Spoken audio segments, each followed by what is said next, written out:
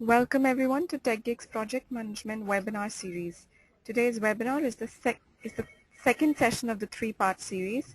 Today's session will talk about the unused common sense in project management. Throwing light on this subject, we have Mr. Pavan Vaswani, Director, Sapient Corporation, as our guest speaker. Mr. Vaswani, a gold medalist in management, has more than 13 years of experience in IT and has managed Profit and Development Center along with full-grown accounts independently. Mr. Vaswani's presentation will carry on for the next 1 hour and your questions will be taken during this session also. You can keep posting them in the chat available in the webinar software. Also, the winners of the last session's answer competition will be announced today after the webinar. So without any further delay, I introduce to you our guest speaker, Mr. Pavan Vaswani.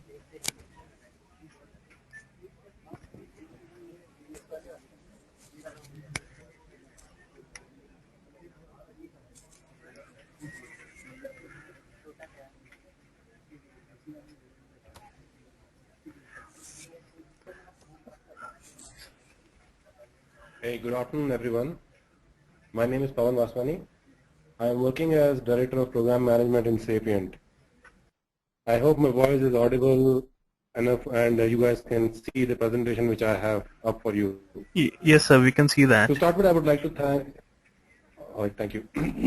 To start with, I would like to thank TechGeek and Times of India for giving me this opportunity to run this webinar for all of you. And thank you all participants who have taken out time from their schedule on a weekday to attend this seminar here. In this next 1 hour, I just want to set some expectations. I do not have too many slides in my presentation. Slides are more there as a reference. I will be spending time, sharing my experiences, examples from my previous project which I have done, and I will be giving you some, more information which is more like, I will be giving you extempo than kind of, all data in the presentation. It's just a 5 sliders I have for you guys, which you can keep looking at. And I will also be taking questions as we are going on in this presentation. Typically, like, questions are collected towards the end, but given that subject is such where I'm sure all of you would have your own experiences and would have questions to ask. Hence, I have kept it like, we can take questions as we go along. So we have a moderator who can keep collecting questions and kind of, point to me, and I can address those questions as we are going in this presentation. All right. So moving on, this is a quick agenda I have for this presentation, which is common sense in project management. I called it like, kept the subject or the topic of this presentation like that because I believe that by applying common sense, you will possibly get right in 60% of the cases which you are dealing with. But for sure, by not applying it, you will go wrong in 80% of the cases. And there are various, it's again, these numbers can be debated, but just that if you do your research, you will find that there are many best practices which are advised are more like in a common sense. If you read it from that perspective, you will see that, yeah, it makes sense. And of course, we should be doing like that. It is more like that kind of a feeling you get while reading those common senses and best practices. Hence, I kind of, kept the subject as common sense or unused common sense in project management. So I'm going to give you some glimpse and examples of that, what those common sense topics are, and give some practical examples like, where we go wrong and what kind of things we have done and what my learnings are from my own mistakes and by my observations. Then I have a slide on best practices for better results. Again, this slide is not a typical theoretical PIM book kind of a best practices advice. It is more about when you run projects on the ground, what you get in and what you realize, like how are you being successful as an individual. It's my experience and compilation of that. So you may find certain things you may not relate to immediately, but it's coming from my experience. I'm open to share more context and details on any specific points if you have any questions.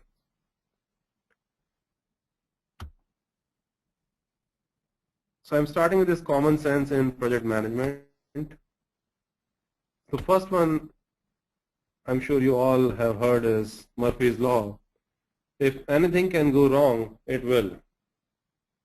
That's what the Murphy's law says, and essentially what happens that, of course, this phrase which says like, if anything can go wrong, it will, is little overstatement if you look at.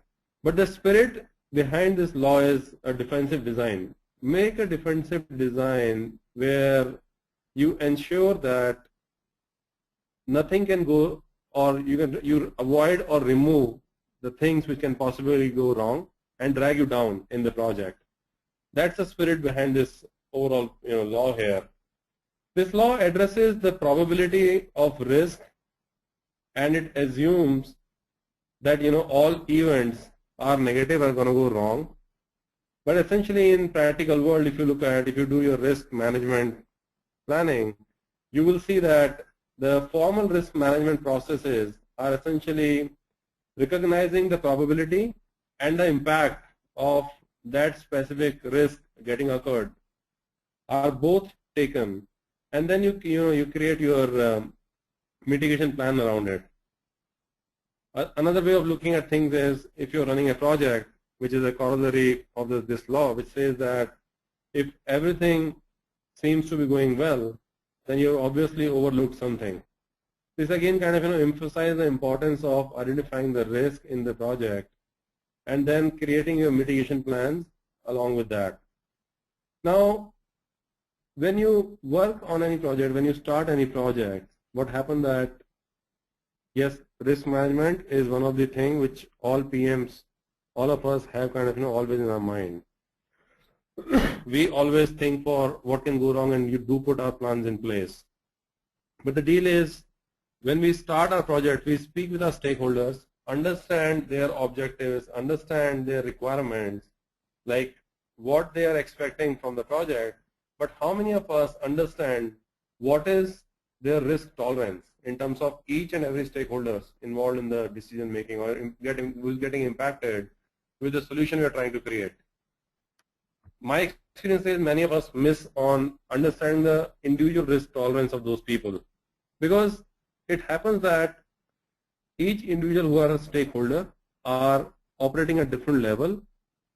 They will have a different expectation, and accordingly they will have a different risk tolerance as well around those expectations. I'll just give you one example here. We were doing a project in past with the Ministry of Health for Malaysia, where we were working with the Ministry of Health Secretary. That lady was retiring in 6 months, and given that it was a state department, there were a lot of champions who were kind of who formed a core team, and each one of them were from specific department. Like someone was from primary care, another was from immunization program, one was from the central record and data. So there different stakeholders work from different departments, and we have been asked to build a system which is for tele-primary care, like a system which will facilitate medical facilities using technologies in the remote locations.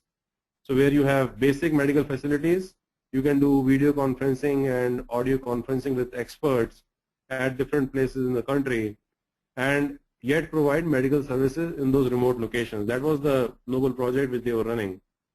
Now, the state secretary has a very different objective. Our objective primary was like 6 months I'm getting retired, new initiative I started, I want to see it going live in first 6 months itself.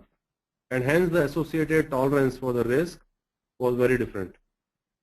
Now the core team who we were working with day in, day out, each individual who were from their respective departments, they have their intentions to kind of ensure their existing data or existing systems are integrated with the new system what we have built. Now imagine if the risk tolerance and the objective of these different stakeholders in the same group is not mapped, then what can possibly happen? Because day in, day out you're not working with the state secretary, you are working with this core team. And core team is driving things in a very different way than the secretary. So things can possibly go wrong. Good thing happened in our case was because it was very closely monitored government project, one of the premium project for government. We did not fall in this trap because this core team was extremely supportive and working closely with us. So we could achieve these two different objectives at the same time, and we implemented the project in phases, where in first 6 months we went live with bare minimum functionality, and we have taken care of rest of the other dependencies as we went along.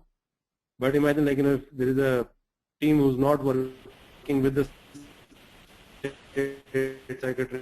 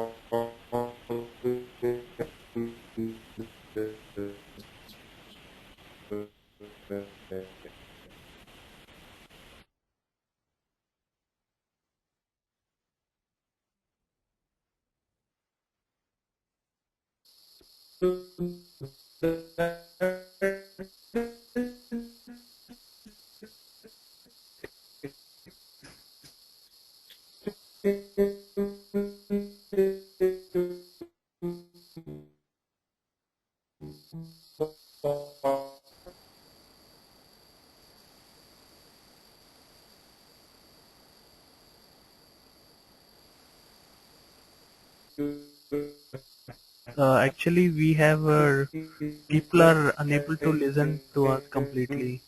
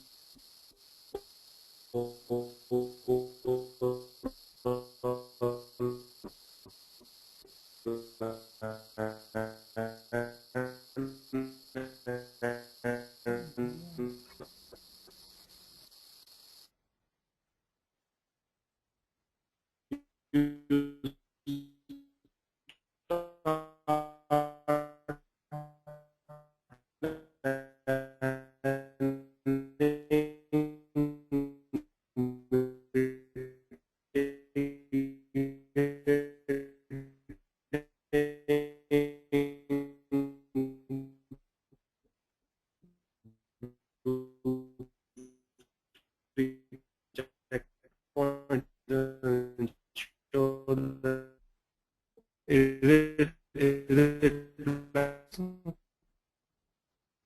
communicates June overload charter should it create like voice breaking, but is it my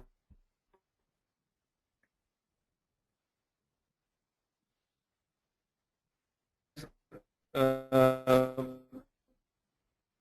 maybe I'll just Bharat Amit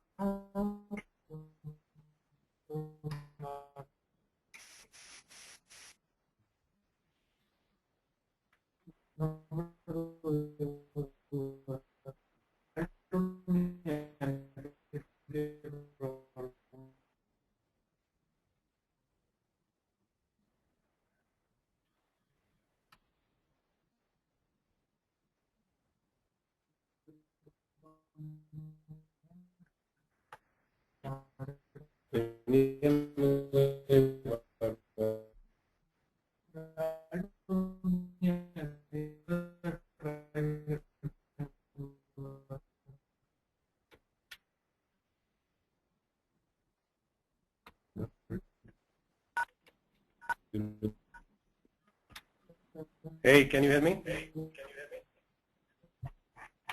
We can hear us.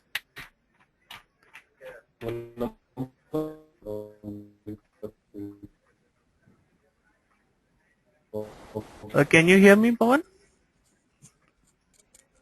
I can hear you, Bharat. Okay, right. We are good to go.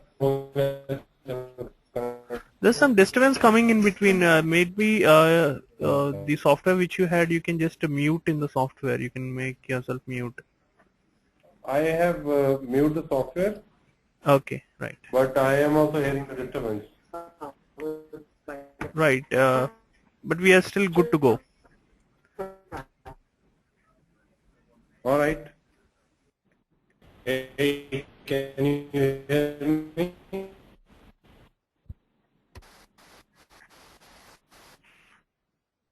Bharat, I don't think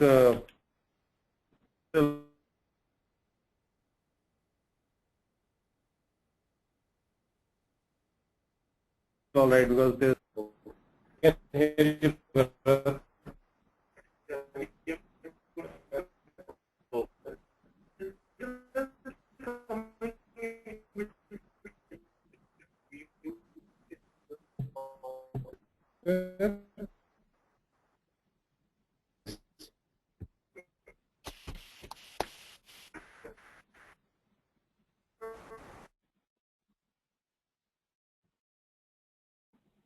Bharat, I'm not able to hear you guys.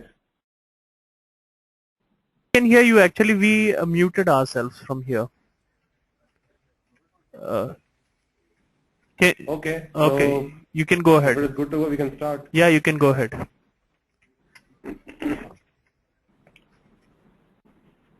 All right. So sorry guys for this interrupt.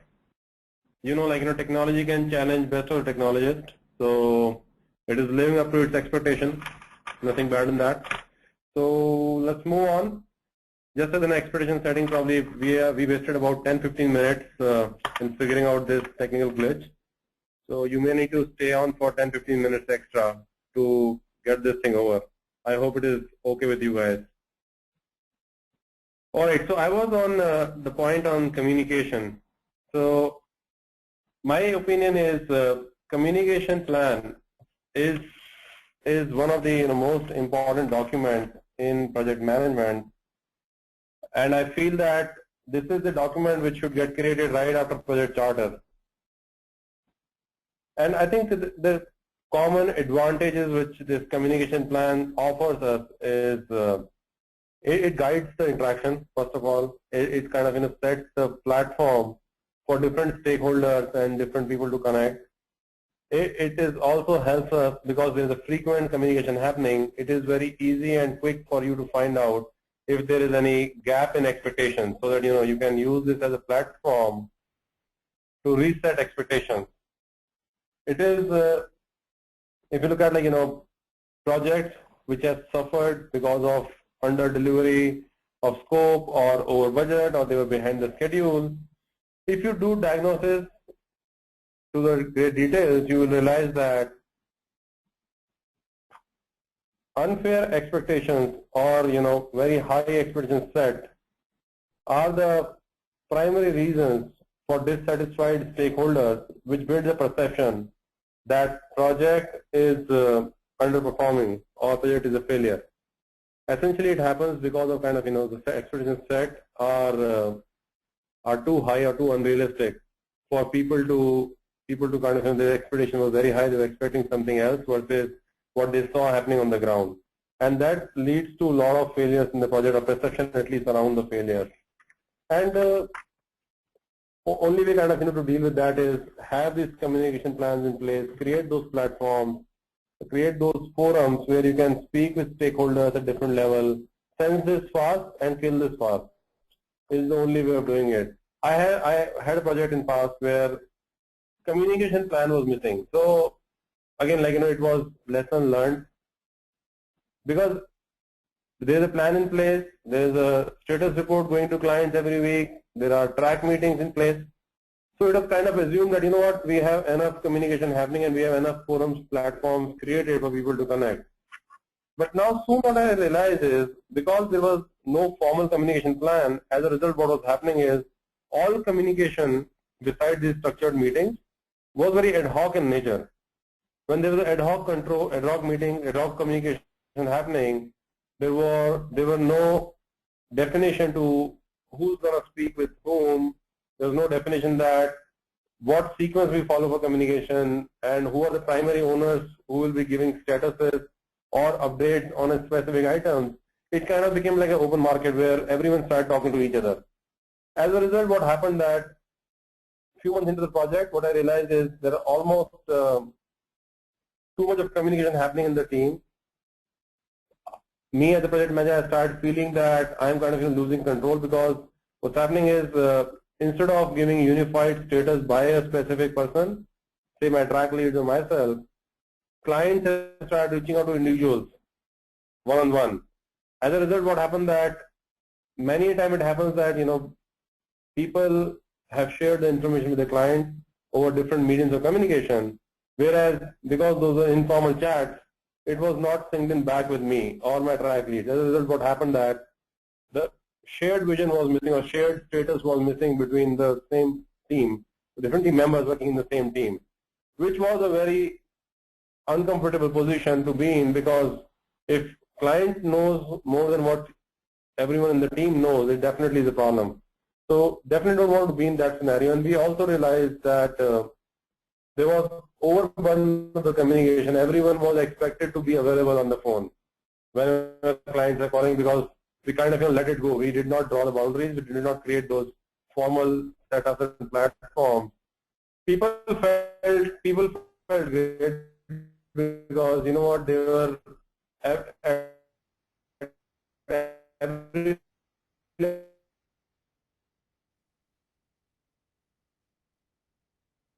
to be available when clients are looking for. Client bases in US and Europe, and they're working in different time zones. And many times it becomes difficult for people to be available all the time.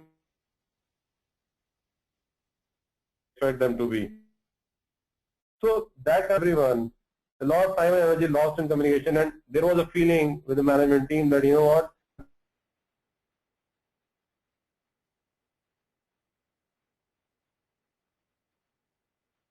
because everyone is working so hard, there is direct reputation involved of those individuals who are talking to the client. They're putting a lot of more effort. The expectation was totally going haywire. Client every time was giving a feature. Expectation was like, you guys are a team of rock stars, can crush it in next 2 weeks.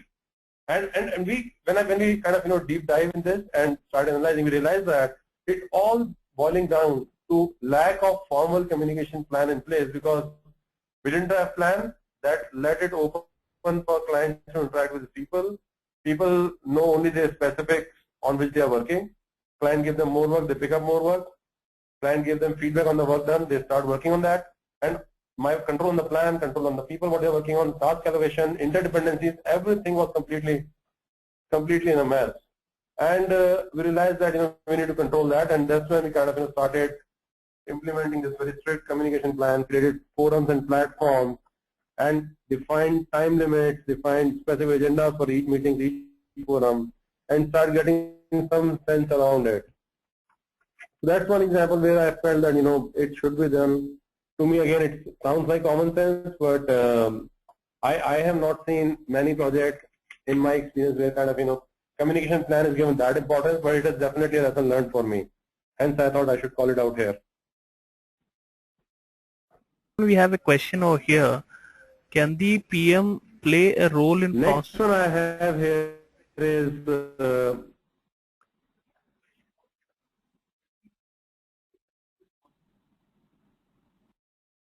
say again, please. Can the PM play a role? For the stakeholder whenever required for successful But I can't hear you.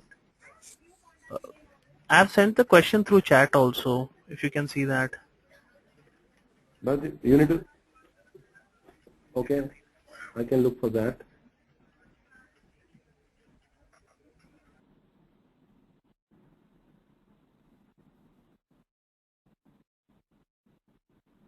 Can you repeat the question again? I can't see it in the chat window. Can the PM play a role in process reengineering for the stakeholder whenever required for a successful project? I'll answer that question. Can a PM play a role in process reengineering for stakeholders as and when required? I'll answer that, depends on the situation, like, how closely you are involved with that process and how much expertise you have in that process reengineering. Because process reengineering can be very generic in sense, and it can be very specific if it is to a very technical domain. So there has to be knowledge bank available with PM to kind of take shots on such things. But yes, logically thinking, you can always participate and value add. Whether you can really help in doing a reengineering entire process depends on situation. All right, so moving on to next point, what I have. A fool with the tool is still a fool. Now, with all due respect to all PMs, including myself, who is from the same background, not trying to play prank on anyone, but just that what I have observed in my experience here is there is a problem with providing tools to people. It is kind of a syndrome where kind of you give a hammer to a person and he'll start looking at everything as a nail. Kind of that's what my job is, and he'll start hammering everything in front of that. I came across people in my experience where kind of person has 5-6 years of experience and working experience on MPP, Microsoft Project Plan. The person has experience working on that, and kind of he creates a plan and assumes that that's what the plan is. Essentially, creating a file in any scheduling tool is not a project plan. Most of the tools available are capable of providing a sheet, capable of providing a schedule which has like resources assigned to it, but that's about it. That is not the project plan. That's probably a component inside the project plan. In order to provide a doneness to the planning exercise, you have to think through right from what are the objectives of the stakeholders called out, what are the assumptions you have in place, have you validated those assumptions, do you have a risk plan in place, do you have a mitigation plan in place, do you have a resource availability, do you know the competency of resources, you have a schedule, timelines, everything kind of, there are tons of items inside it. Creating one plan sheet cannot, kind of give you a guidance of the plan. Hence I'm saying like there's a problem of providing tools. You provide tool to people, they created the file, they start believing that plan is in place, which is not the case. Another interesting fact which is more from PMI, which is PMBOK, which if you look at people who have done PMP certification, they would acknowledge this. The entire PMBOK is very, very generic, they have written. The idea there is the project management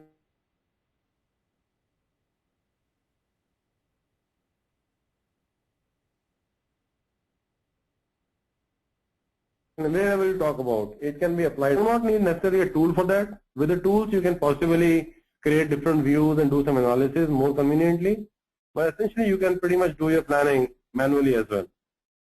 In fact, I have seen many people who are doing their planning on whiteboard with the yellow stickies. They write their tasks, they write their details, small little things on those stickies and keep pasting it on the whiteboard. And then they start evaluating it by looking at a big picture of that. Then they start resequencing things by pulling out stickies from one place, putting at another place. Resequencing, parallelism, they draw on that. They do all sort of things using those stickies. So pretty much it can be done manually.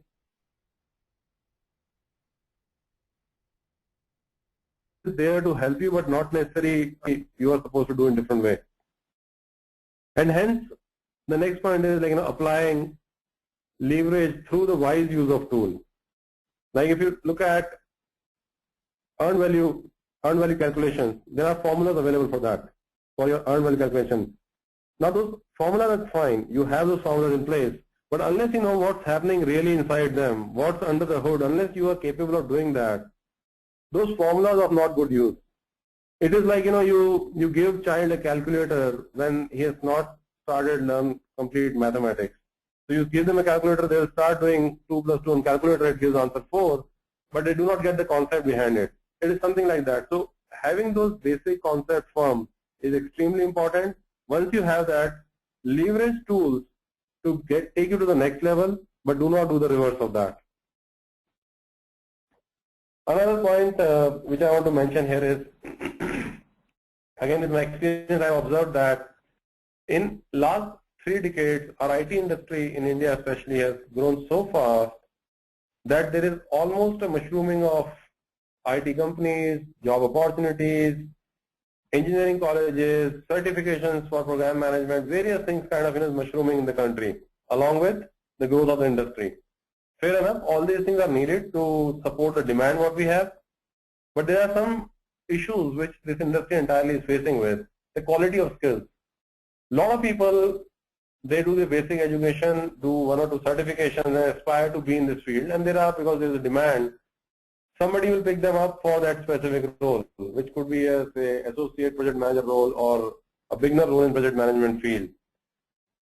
And when they start doing things, they essentially come with the same thing, that the domain is weak, the experience is weak, and then start implementing the theoretical concepts using this tool and start believing that what they're doing is the way things should be done. That's actually a dangerous state to be in. I recommend all of you in the call who are experienced project managers, who are budding project managers, you should definitely look for such symptoms. You should definitely try to find a mechanism in which you get experience of practicing this real time. You go back to the theories, understand the basics before kind of start working on the tools and implementing things. A lot of theories are there. It is important for you to keep them in back of your mind and apply them as and when needed. Moving on to the next slide. Again, another common concept, work expands to fill the time available. It's a human tendency. It's a human tendency that if you give 1 hour to an individual, he will finish in 1 hour. If you give him a day, possibly he will take a day as well. It is not that, it is not that there is any good or bad in this, it's just the human nature. And we need to deal with that when we are managing projects, because guess what? If we are not able to control our schedules, there is definitely going to be impact on the cost. Cost overruns are bound to happen if you're not controlling our schedule. So for managing schedules closely, one has to keep an eye for these things. It is typical like student syndrome, like if you give someone 1 day to complete the job, either person will start at the last hour or he will be busy gold plating the deliverables. Like I have done it, but let me do it in a better formatting, better view, better presentation style. All those things the person will start spending time on, which not necessarily is needed right now. So you have to impose tight but realistic deadlines for everything. When I say everything, it means that there has to be deadlines for even for the duration of the meeting, final completion of the deliverables, how much time you spend in communicating over the email in a day, how long you write those emails and what is the style of writing. All those things will kind of play a role in managing things in more sharper and more better way.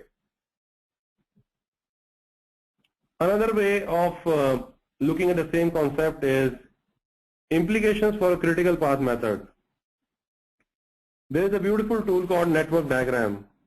What happens that if you pick up again with limited knowledge of the tools and limited knowledge of how to use these tools to your benefit, you may end up being in a position where you are using some scheduling tool like say Microsoft Project Plan, which by default creates your network diagram.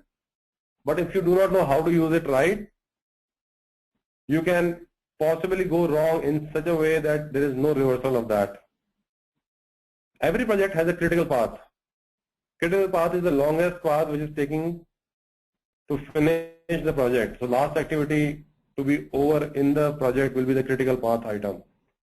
Now it is very important for you to understand how does network diagram work, how to deploy your best resources in a fashion that you are killing on the critical path.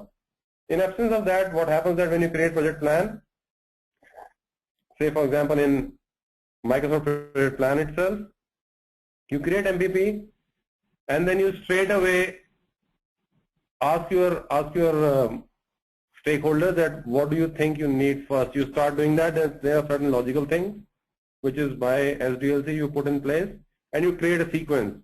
Now is that the sequence which you should follow? It's something we all should evaluate, which I feel again people miss.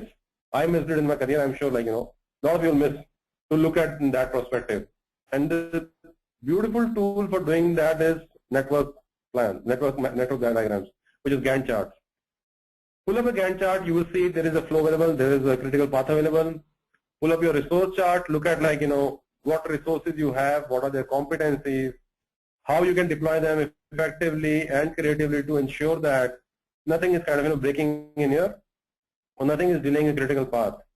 In absence of this, I have seen that people are putting effort on every task as if it's a critical task, and there is a great deal of wasted effort because not every task is a critical task. And you will end up realizing the best of the resources are working on not so critical pieces. So in order to avoid that, we got to have a very strong grip on this network diagram and Gantt chart view and understand how we leverage it to our benefit. Moving on. Next one I have is typical state of large projects. Either it is too early to tell or too late to stop. Now what happens in big projects is because of the sheer size, which is running into multiple years, these projects get momentum.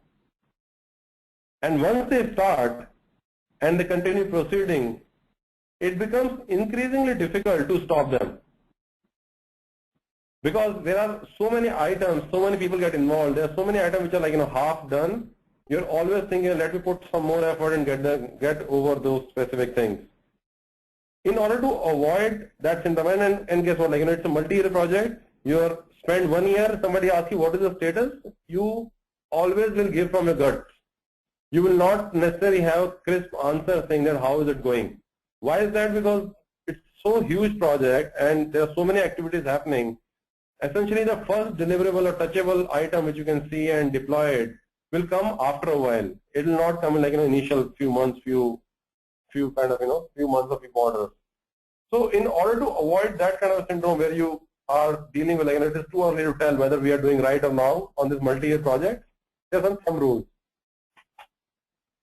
Your cost and performance index, which essentially says that what is the performance levels of my team and how much cost is I'm incurring in getting that specific performance level. That cost performance index generally are stable or remarkably stable after 20% completion of the project. Once you have that, you should immediately jump on seeing whether you're doing earned value management right. Earned value management is I have spent X, client has spent X dollars in so far in reaching to this level.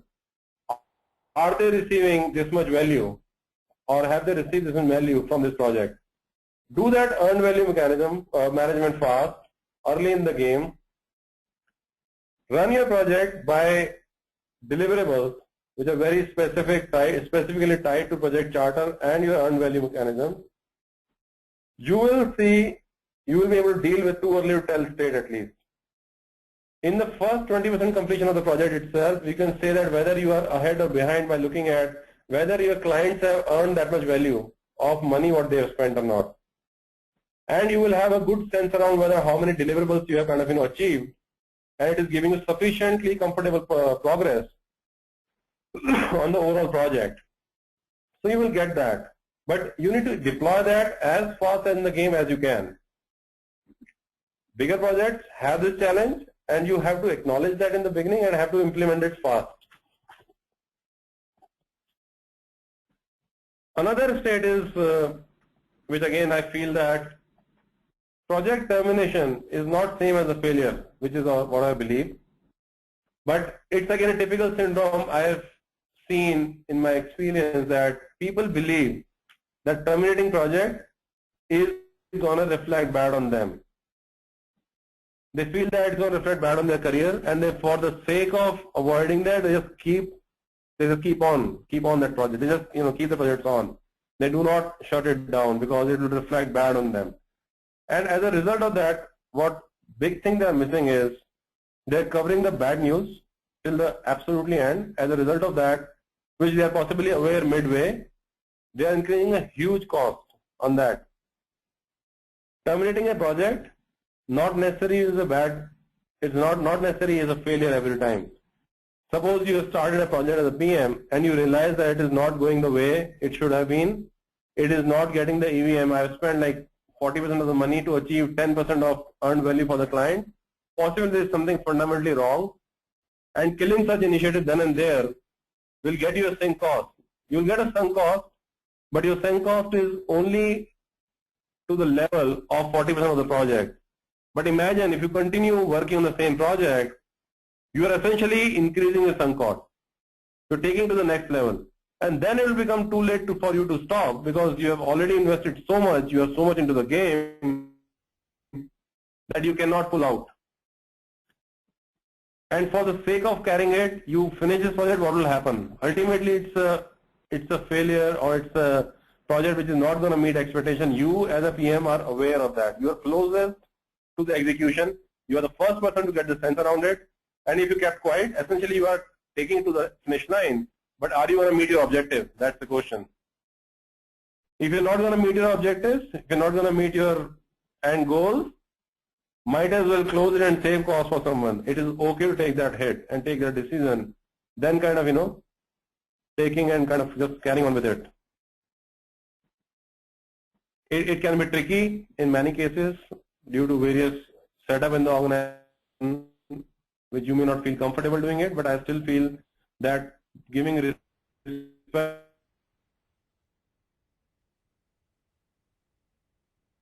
trust of the client, of the organization, and in the practice of what you are working, program management practice. Next one here I have is deliver the required scope. No less, and just as importantly, no more. So the deal here is we all are kind of, go by the syndrome of exceeding expectations. It is very dangerous phrase in project management field. If I have to draw an analogy, I will say it was almost like a Christmas tree effort, where everyone in the project has something to hang on the tree. One more ornament, one more ornament. You keep doing it, soon you realize the entire tree is collapsed under its own weight. And that's kind of, Christmas tree effect which will happen. Just enough solution in the terms of scope of all of our projects is sufficient. And another way we need to look at, it's maybe a mindset. I can't generalize whether it's kind of, in India we have this mindset, or I would say at least in my experience I've seen it, it's a mindset where everyone believes that, perfection of the execution of the project comes only and you start exceeding expectation. There are stated value which client need. What if you've done the stated value? Because everyone does that. The deal is in when you exceed expectation. That's what kind of, syndrome we all live by, at least I have seen in my experience. And as a result, we end up kind of, hurting ourselves. We have to start believing in perfection is achieved not when there is nothing more to add, but when there is nothing more to take off. That's what we need to all start believing in. And there's a very good way of doing that. Like, words look good, but eventually there is a very specific tool which help you achieving that. Work breakdown structure, all of you would have heard that, right? WBS. Now, WBS is one such tool which is extremely important as a planning tool, as a scope control tool, as a foundry tool for any project, right? And decomposition of WBS is also very important. We create from highest level, go to the lowest level by decomposing items in WBS. Ask your team members to do an analysis of WBS in bottoms-up approach. If they get they should ask themselves a question. If we complete all these deliverables at the lowest end of the WBS, will the corresponding higher deliverable be complete? Or deliverables, can I still create a deliverable which is above it? If answer to these things are yes, then I think that is what we should be doing. Deliver the required scope, no less. Just as importantly, no more. It is important for us to understand because there are multiple repercussions if you are not that. One is that, of course, you are exceeding timelines, your cost and everything. Another thing is you are kind of tying up those resources as well. People who are going to work on possibly more critical work for the organization, or there are different projects which are in the scarcity of right talent. You are depriving all of them by keeping these people engaged in decorating a Christmas tree. WBS is a very basic concept. It is there mostly in every project, and require you as an expert to come and intervene, and you can just have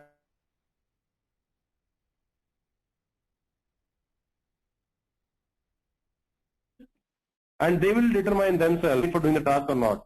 They can easily kill the task and still achieve the thing above. Fair enough, go with it. Moving on. Next one I have here is, again, common concept, you would have heard this phrase, failing to plan is planning to fail. Avoiding just do it mentality. Pawan, we have a couple of questions. Can we take them? Yeah. Okay. This is related to... Please. Yeah. Oh, one question which we got it from Mr. Krishna. Mr. Krishna, can't the project be decided at the initial stages to start or stop instead of even spending 40%?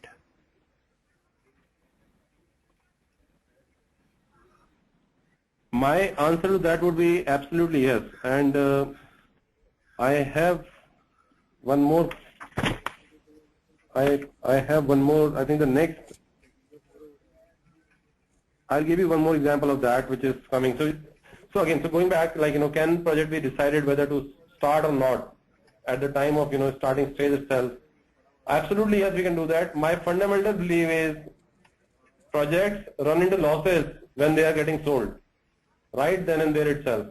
Because what happens that I feel, how many times it happens that PMs on this call, I'm asking you guys, that you have been asked about what project to pick up from the market.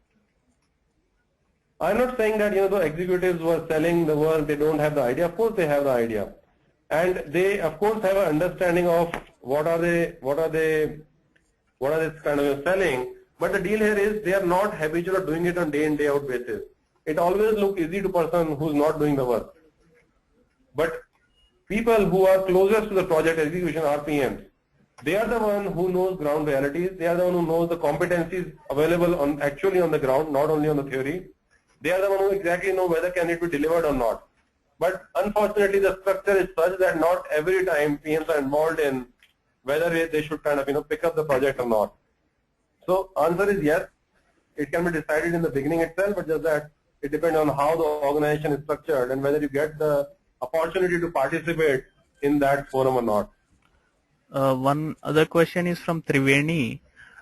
Does the communication plan mean that we have everything? But your voice is fading again. Okay. Can you hear me? Now it is better. Right. This is from Yes, I can hear you now. This is from Triveni.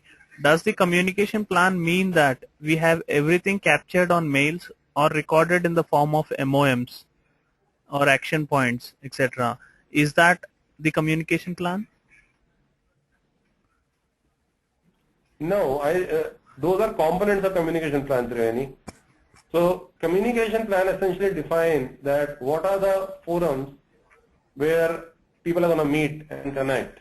Like for example, you can say there will be a track leads meeting with direct reports of the key sponsor, and frequency of that is twice in a week at this time. And here is the agenda what you should run in that meeting, and here is the outcome we should achieve in that meeting.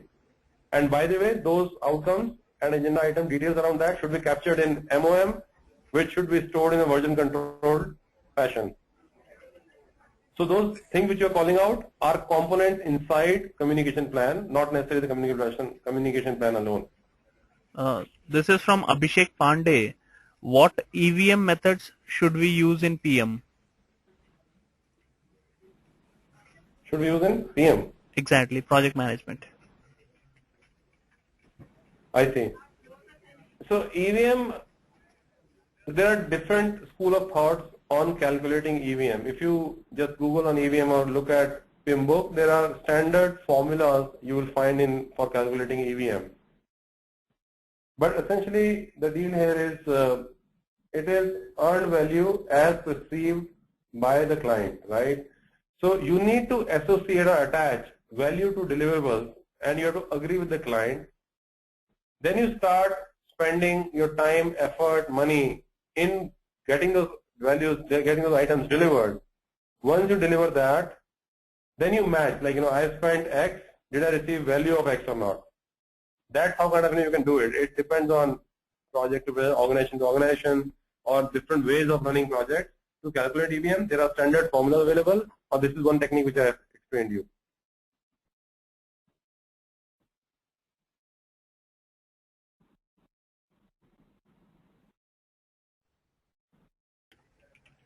Yes, Pawan, you can go ahead. All right. So, we're talking about failing to plan is planning to fail. Avoiding just to do mentality. So I just explained, like, in medical field, if you look at, like, one of the important thing is we have to have a documented defensible plan in place. When I say defensible plan, it means that you should have your logics in place, that why the plan is in a specific fashion, why the items are sequenced in a way, why the people who are working on the task are the people working on the task. You should be able to defend those items inside the plan. And it has to be kind of producible. You can show it to anyone, and you should be able to communicate through that.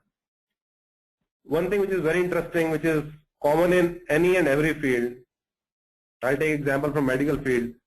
When nurses move from one shift to another, when the shift got over, next nurse comes in, and in first 15 minutes she is exactly in sync with what happened in the previous shift.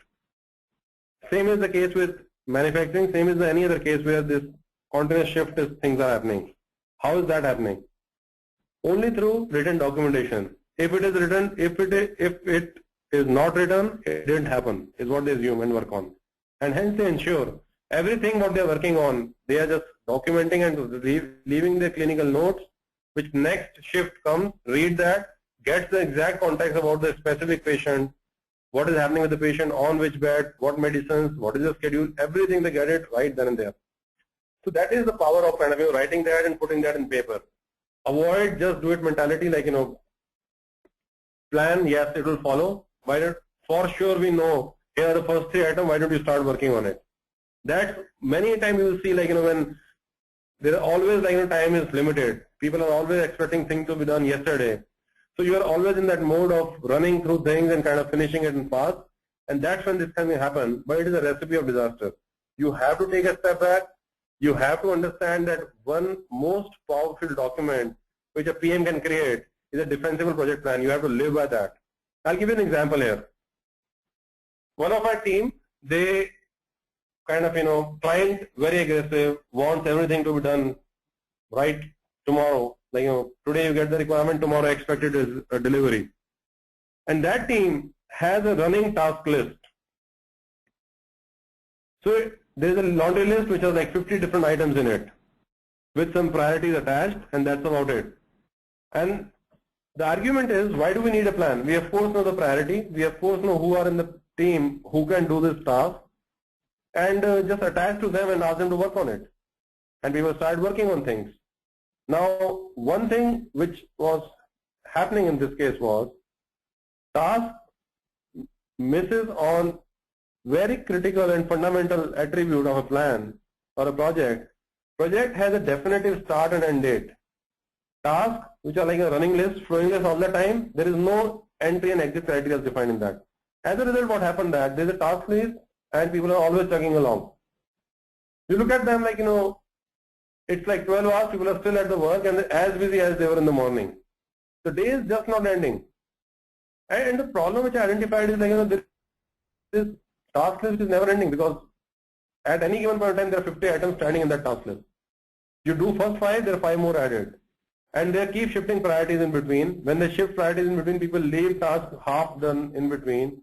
They pick up next task and they continue chugging along. Now if you continue working with this mindset, sure, this model can work for someone, but this is not the best way of running things because you will lose control very fast. You will lose your sense of completion very fast. You will burn out your people. And once your people are burned out, you will see defects coming in a very weird way. Quality will be impacted. People absolutely will kind of, cannot continue this environment for long forever. They're going to get frustrated and leave you. All these things are a recipe of disaster. You need to catch this early. You need to figure out how to speak with your client and enforce this thing that, planning is absolutely necessary. Rather, I would say planning to plan is like, setting expectation in the project charter itself. Tie your project planning exercise with a charter and the objective of the project and put planning of the plan.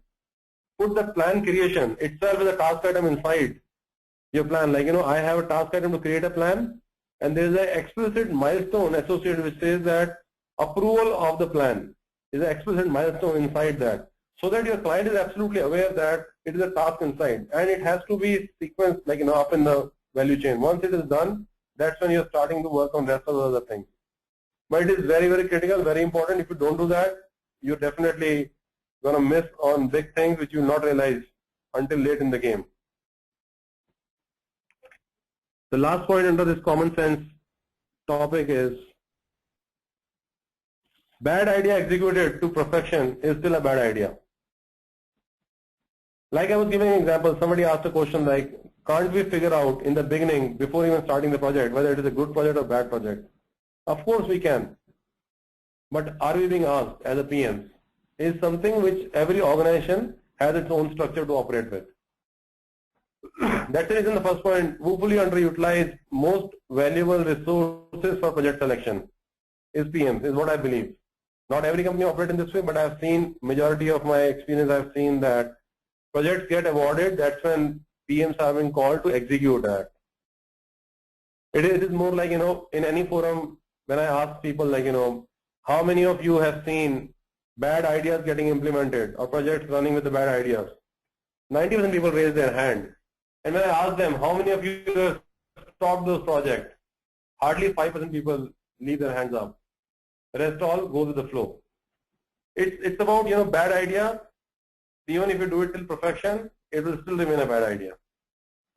And similarly, if I ask people like, how many PMs are being participating or being asked before picking up new projects, again, answer is limited because structure is very different. People who are selling work, who are getting more sales for the organization, more top line, they, of course, could be people who have grown from this development background, but it's been a while. They are not habitual of doing it day in, day out. So it may appear things differently to them than compared to what they see right now. So hence it is important that you understand what you're getting in, and once you realize it's a bad idea, it is good to cut your losses as fast as you can, then chugging along with the same thing. And many times you will see happening like a bad idea gets implemented, and once it is got over with the perfection, you realize that it is not being used because it was a bad idea.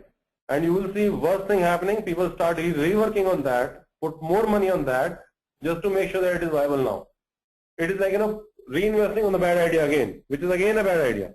So it is important for you to understand in the beginning and cut your losses as soon as you can.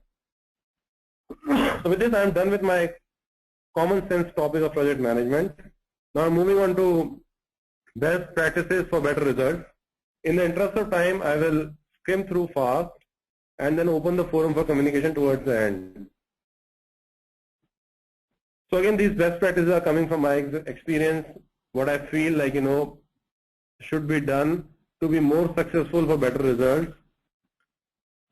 It is not again like the structured best practices which you generally find in books.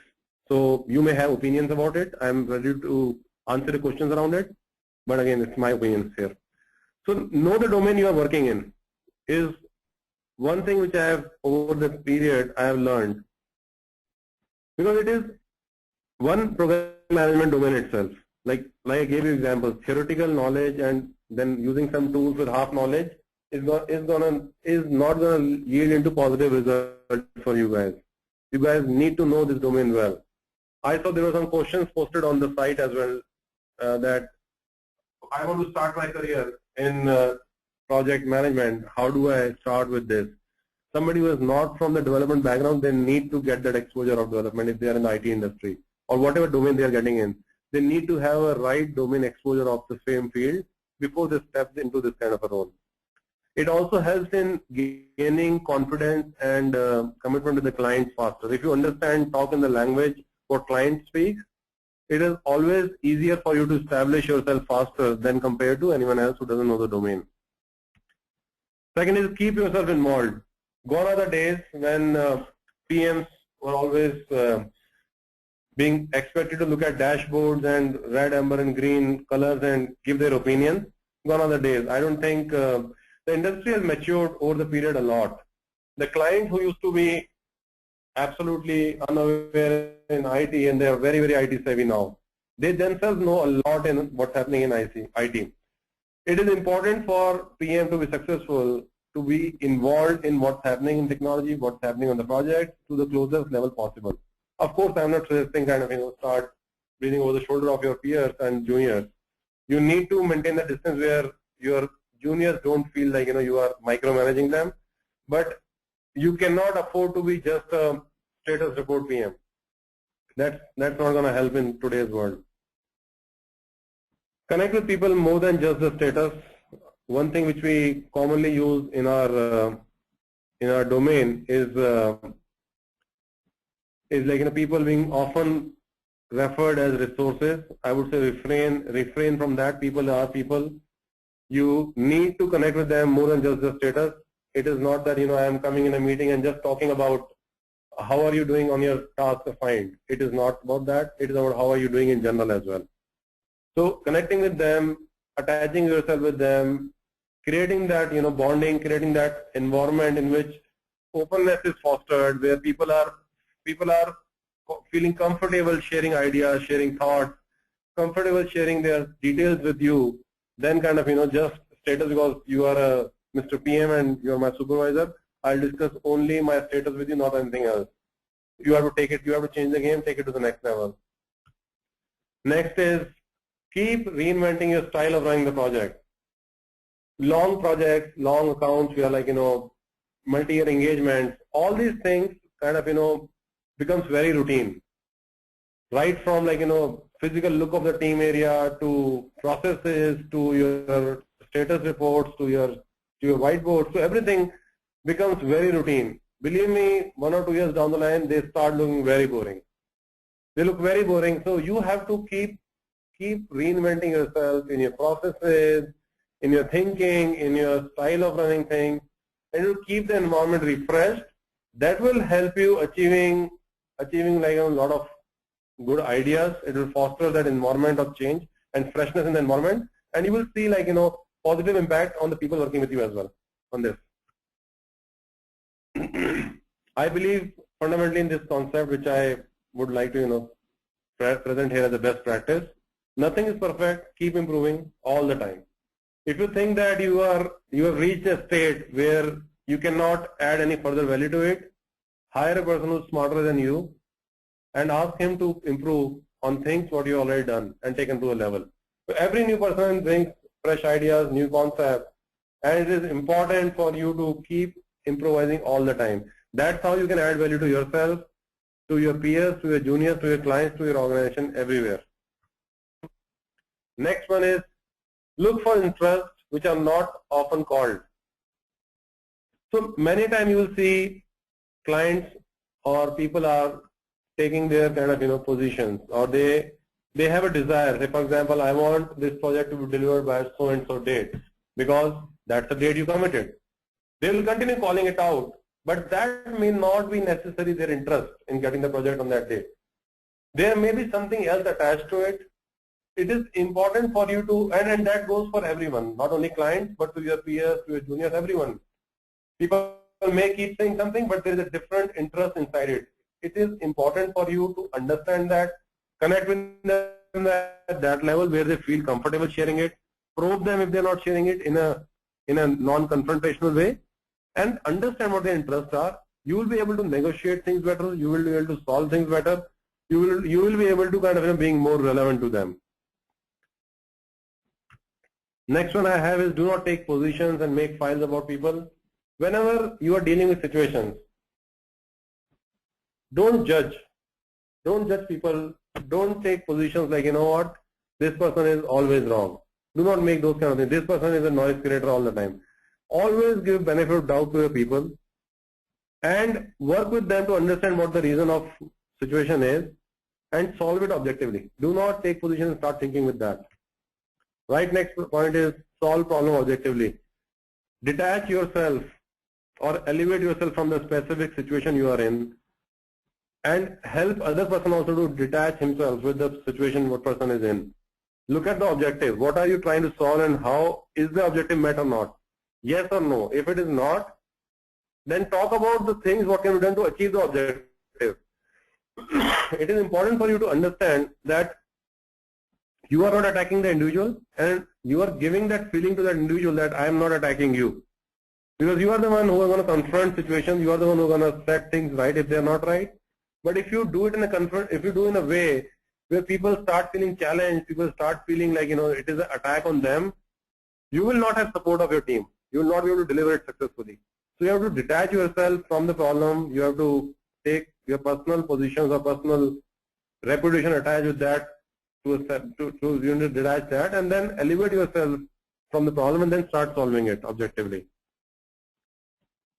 Last one I have here is be transparent in your approach and foster open environment. Do not shoot the messenger. That's a syndrome many people go by. If something is happening incorrect in your team, feel free. Make sure you create an environment where people are feeling free to come and share that with you. Do not penalize them for doing that. Make sure that people get that comfort that there is an environment where they can openly discuss it and they are not going to get any adverse impact of that. If you are able to achieve that, I can tell you many things in your projects which you are not aware of right now, you will immediately start seeing happening in front of you. Because right now you don't know what you don't know. Because you are managing at a level, there are people who are underneath you who are operating at the ground level. The ground realities are known to them, but if you do not keep that open environment, they often will not come and share it with you. The last one I have is keep your tolerance for mistakes. Mistakes do happen. Human beings, every person can do mistakes. I have done it all throughout my career. I keep doing it. You will also doing it. It is a human tendency. It is all right as far as person is learning from the mistakes. make sure that if there is a mistake happened, you are not shooting the person down. Bad decision still is better than no decision. People keeping quiet, not reacting at all is absolutely bad. People asking something, even if it is irrelevant, is all right. But guide them and tell them that, great, you asked it, but it is not relevant here. Here is how you should learn from this and move on. As far as people are learning from their mistakes, it should be all right. Keep some tolerance for mistakes. Take chances on people. Bet on your people. If you don't bet on them, who will bet on them? Always think from that perspective. Give chances. Of course, build safety nets as well. You cannot, blindly keep doing it in all the cases, but you should definitely have a tolerance. So with this, I am done with my best practices. Now the forum is open for question answers and feedback. So Bharat, over to you if you have collected any questions for me.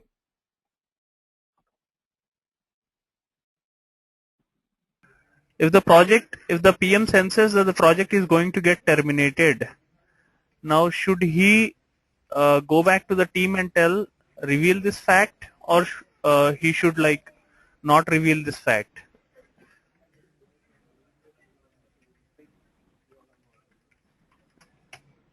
Again, subjective answer here depends on the maturity of the team. If you ask me, I will look at my team. Of course, every team will have junior, senior developers, your track leads, the different levels of maturity people are operating at. I will possibly take them in the groups of the similar maturity level and reveal this information with context depending on the maturity of the group. But I will definitely reveal it. I will not hide it because, like I said, hiding these information, bad news, is just about postponing the problem. And you are gonna impact people project, company, everyone in a very different way than what you can possibly do by revealing it fast.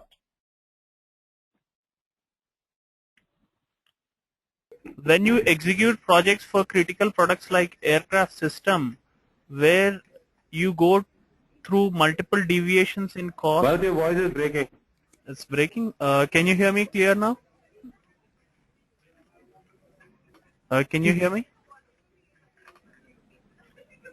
I cannot hear you, but your voice is breaking. No, your voice is breaking in between. Okay. Yes, I can hear you now.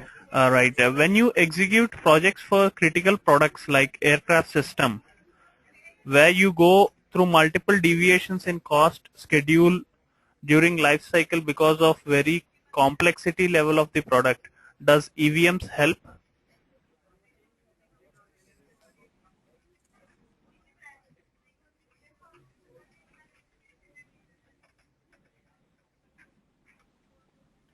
So your voice is breaking again. Let me repeat what I heard. In the complex product life cycle where complexity of the features are different, will the EVM method help in calculating where we are? Exactly. Is that what the question was? Exactly. I think answer to that is yes. Answer to that is yes. EVM is a mechanism which will always help, and like I said, everyone has their own way of implementing EVM, but that I believe is the only way in which you can ascertain whether on a long-term project whether you are kind of moving in the right direction or not. If at any given point of time you will see the variance between the cost implied and the value achieved is high, you definitely know something is going wrong and you need to put your action plan in place, and you have to reveal to your stakeholders and work with them to resolve those issues. But yes, it definitely will help. This is from Sonia. How can we ensure that resources are optimally used in any given project?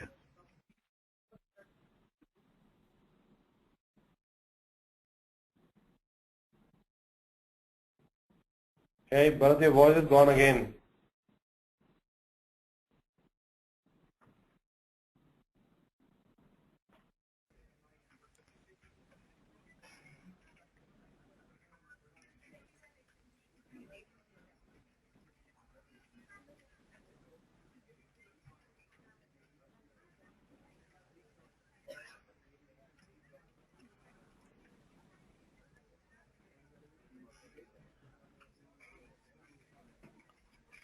On the top you have this files, options, view. In the view you have questions as a link.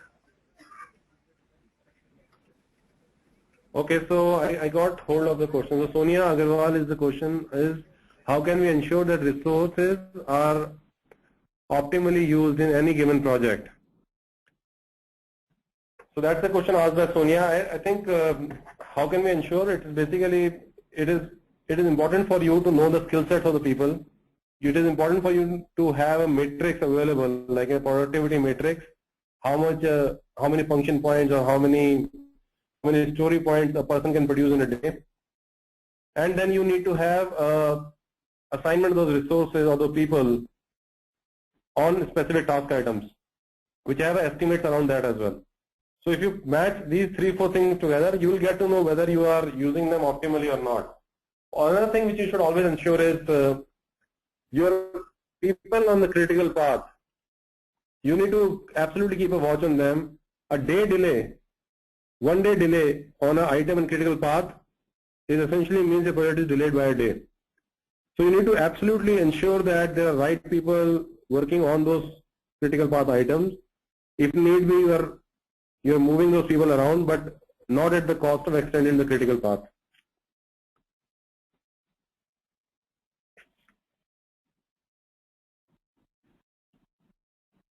Next question is by Dheeraj Vyas. It says that how much should be documentation cost comparing to project cost as a standard cost estimation? I don't think I can answer that. I don't have answer to that. I'm mostly, my experience primarily for last almost 10 years or 8 to 10 years is in Agile, where documentation is very limited is what I'm involved in.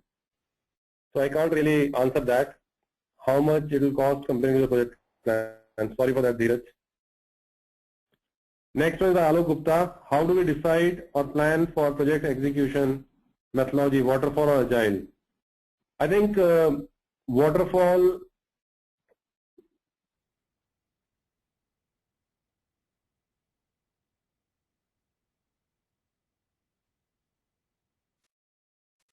industry, when clients were not really too IT savvy, when we were as an IT consultant were not exposed to variety of things, we were kind of left the choice waterfall or spiral or basic techniques to start with. And agile is something which is like developed in last, I would say, or kind of gained momentum or became popular for development last decade or so. I see a lot of advantages of agile, and I hence kind of always suggest agile, because using agile methodology you can work on critical things faster, you can deliver goods or deliver your products to your clients faster, they can touch it, feel it, use it faster. Discoveries of any anomalies and mismatch expectations are faster in agile. So I feel that this is a methodology which everyone should use. Again, depending on the situation, sometimes you may have to follow waterfall, but that's what I'll propose at least here. So Prahlad Deshpande asks a question: what is the role of change management is program management and project management? Of course, change management is a very, very important aspect. Best of the done project can be failed if they are not managed. If the change from the current state to new state is not managed well. It is important for PMs to understand that change means you are taking people out from their comfort zone, and whenever you're taking someone out from the comfort zone, you don't like it. Nobody likes it.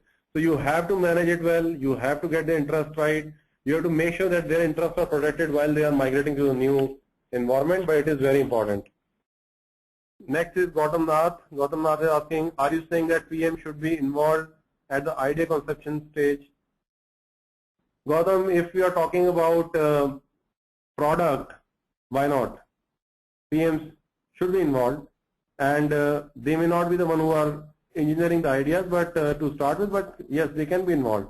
When I'm talking about the projects, I'm talking about typical IT consulting firms, which are kind of selling solutions to clients. I was giving more reference to that. When the work is getting sold, PMs are not often consulted in every organization. there should be a touch point with the delivery teams where PMs are involved in the sales cycle is what I was suggesting. Next question is by Sabir Arora. One small last query in project. We are on a new team. As the whole last team left the same day and the project is it in between. The client had a good experience with the last team.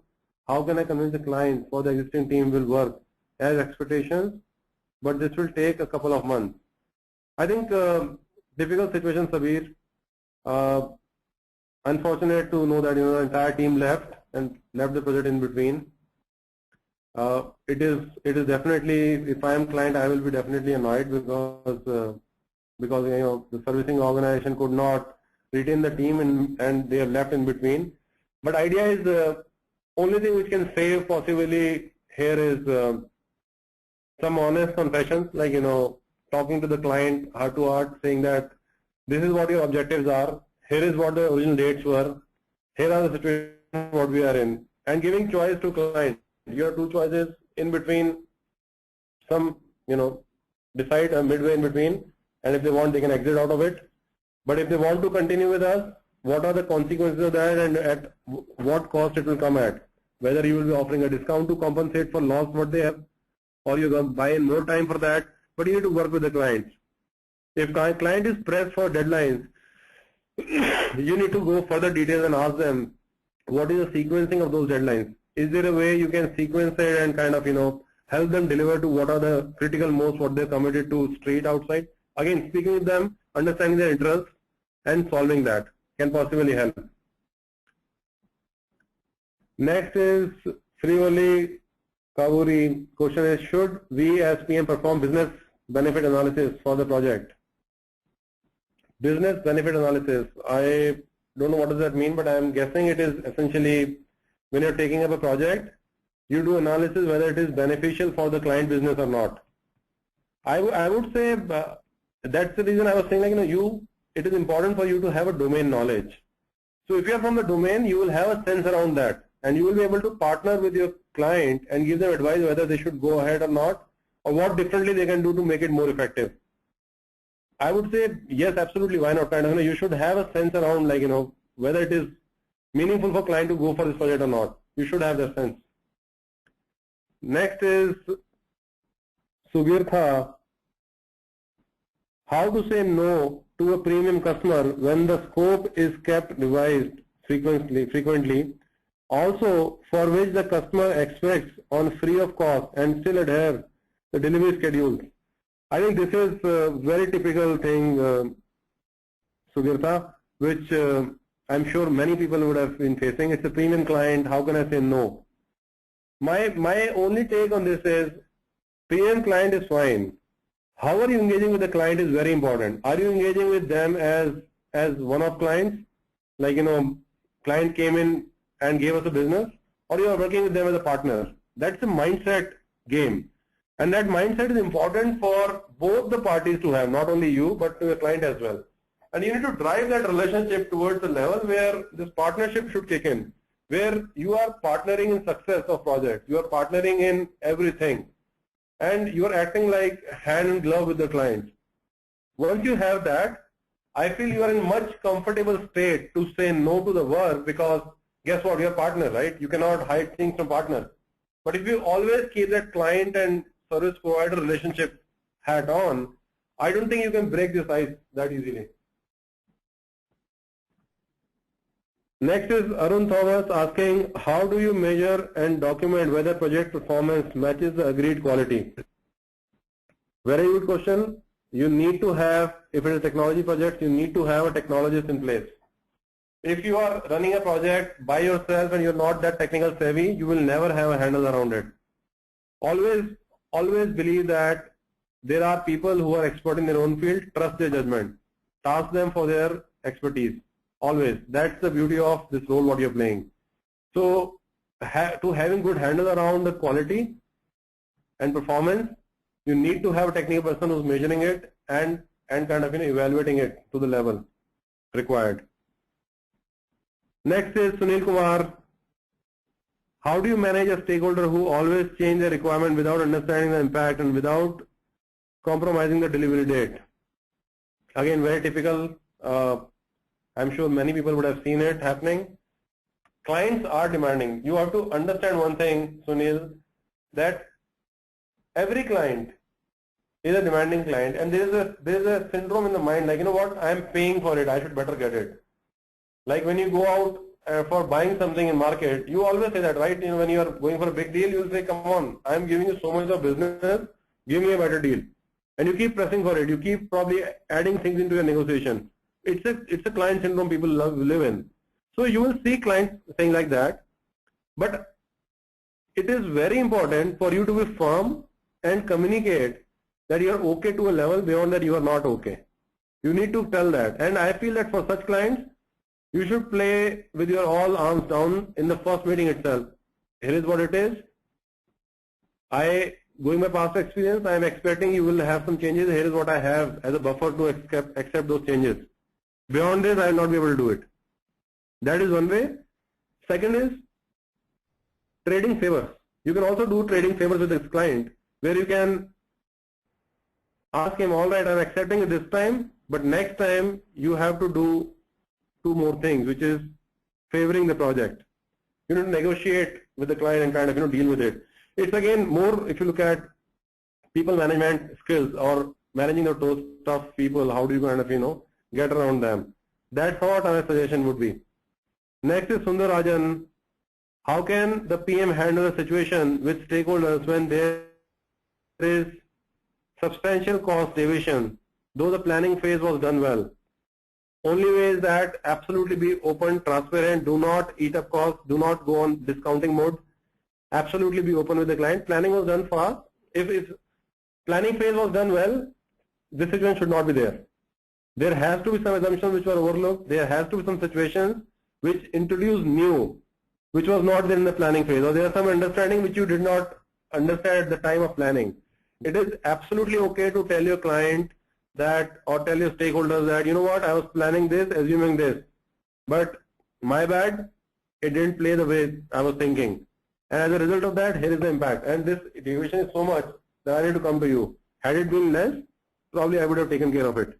So like that, you have to confront clients, speak with them, and give this information to deal with it. Next is Shakti Prasad. There are production support projects where PM has to keep the team motivated. How can we achieve this? In development project, it is easier to keep team motivated, but how about support projects where many tasks are routine tasks? Very good point, Shakti, and I think again, a lot of us deal with that. My take on this is refrain as far as possible. Again, not every time it is possible. Refrain hiring strong technologists in production support roles. Many projects I've seen are doing this mistake. They kind of hire engineers, programmers who aspire to become a good programmer into the role which are not so technically challenging. There are people available in the market who are not that technologically those people who can be a very ace programmers. Should look for those people and staff them right. That is one. Second thing is that even for those people, you should definitely have a growth path. As far as, unless people are excited and they are learning, they will never work on your team, whether it is support or it's a development project. There has to be a learning, there has to be a challenge for them. So if you get people who are not those ace programmers, get them in this team and parallelly grow them on their technical skills and effectively rotate them after a period. Tell them, I am getting you in with a commitment of 2 years, but my commitment in 2 years, you will walk out of this team as a fine programmer.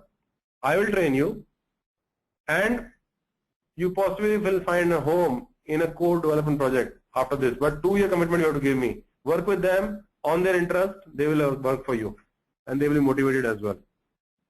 Next is Kaushal Puri. Suppose we don't have exact requirement from the client, and client is still exploring the things. Yeah, so it happens many times. So for such clients, best is go by what you know. Define it clearly, just deliver to that. That's what the agile method suggests. Like, do not need to worry about what's going to happen in next 1 year. Think about what's going to happen in next 1 month or 2 months. Plan it to the lowest thing what you are planning to execute in next 2 to 3 weeks and go for it. It's more like that. Fair enough. Next is Amit Marwa. What are the challenges that an offshore delivery-based project face when using Agile? Amit, very open-ended question. I would say that depending on the split of the team, whether it is totally offshore with on-site component, various different things will come in play. For sure, communication plays a very important role in Agile project because things are happening at the fast pace. So you need to ensure that there are open channels of communication between offshore team, all members, with your stakeholders from on-site involved, with your team at on-site involved. And it will be challenging because it's multiple geographies, but at the same time you have to deal with it because you probably need to provide oversight in the different time zones. Maybe a team can start early and finish late in the day.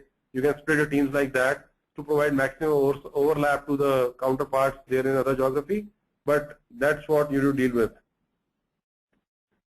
Are the daily Scrum meetings effective when team is geographically separated in 3-4 locations?